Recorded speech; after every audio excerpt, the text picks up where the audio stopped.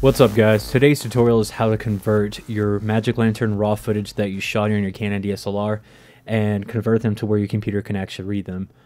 I came across a lot of other YouTube videos on how to do the same workflow, but the only problem was that the softwares that the people were using were specifically for PC, so it took me a while to actually come across some videos where it was only for Mac, but I felt like those videos weren't explained too well, so that's what this video is. It's going to be about how to do your workflow specifically for Mac. And so the two softwares that I'm going to be using are actually in the description below for you to download and install.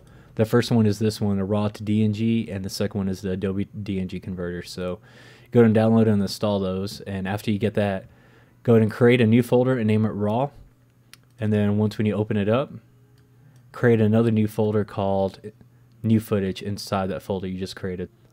And so once when you get that, go ahead and import your files from your CF or SD card. And this is basically what a raw file looks like. M with a bunch of zeros and then a following number .raw. And there are no softwares out there that can actually read these files as they are right now, so that's why you need to convert them 2 times so that your computer is able to actually read the raw file. So import that to your folder, and once when you get that, open up the folder, put it to the side, and then open up raw to DNG.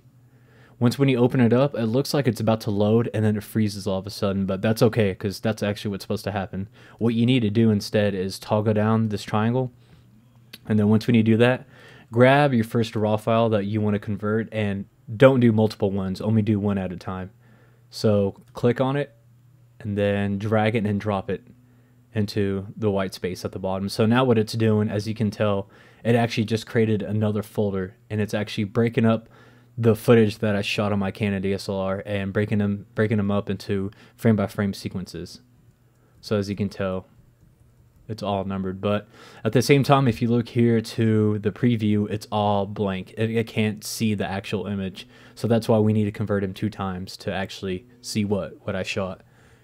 And so once when it's done, it's going to tell you that it's done, so you can quit out of that, and then its next step is to open up Adobe DNG converter. And so once when you get that open, this is only a 2-step process. Click where it says select folder underneath step 1. And then this is basically asking, okay, where is the DNG files located? So it's going to be in this folder because it matches up with this one. Click select. The second step is asking you, where do you want to put these newly converted files to? So I'm going to put it into that folder that I created, new footage. Click select. And once when you get those 2 steps done, all you have to do is hit convert. If you want to change the name of the video file, you can.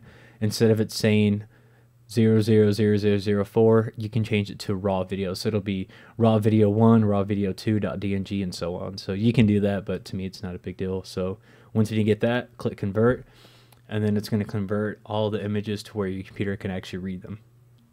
I'm going to pause this video for now and come back whenever it's fully converted. Alright guys, I'm back and my conversion was successful, so once when you get that message, click OK, and then you can quit out of Adobe DNG converter.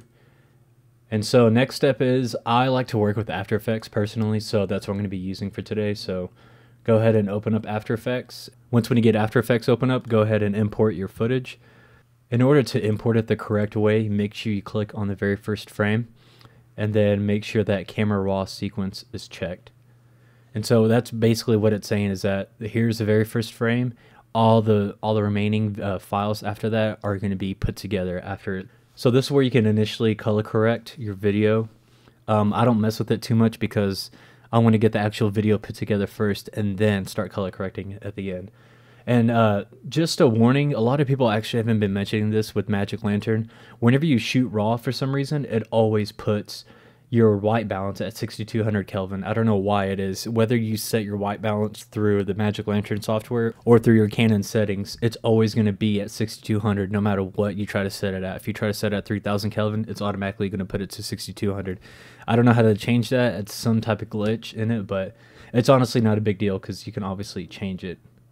So for this one, I'm going to go for more of a colder feel to it, kind of like that. And then your tint is always going to be at plus 66. I don't know why that's like that either. So we'll bring it down to 45. I think that looks better. And then I'm going to drag the contrast down. Highlights, shadows, everything I'm going to leave as it is. I don't want to mess with anything right now.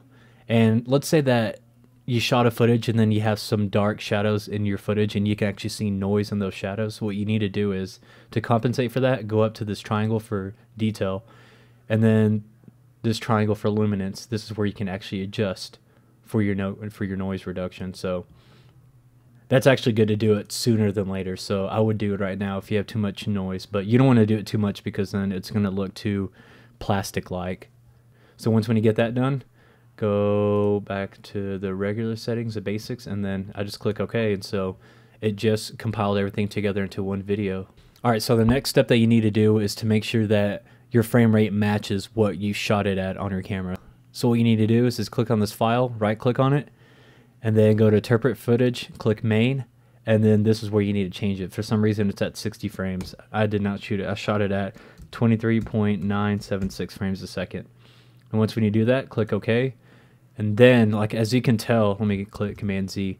See how originally at 60 frames a second it was only a 4-second video, but once when I converted it to 23 frames a second or 24 frames a second, it bumped it up to 11 seconds long, because that's actually how long it took me to do the shot. So once when you do that, click and drag it and create a new composition, and there's your video.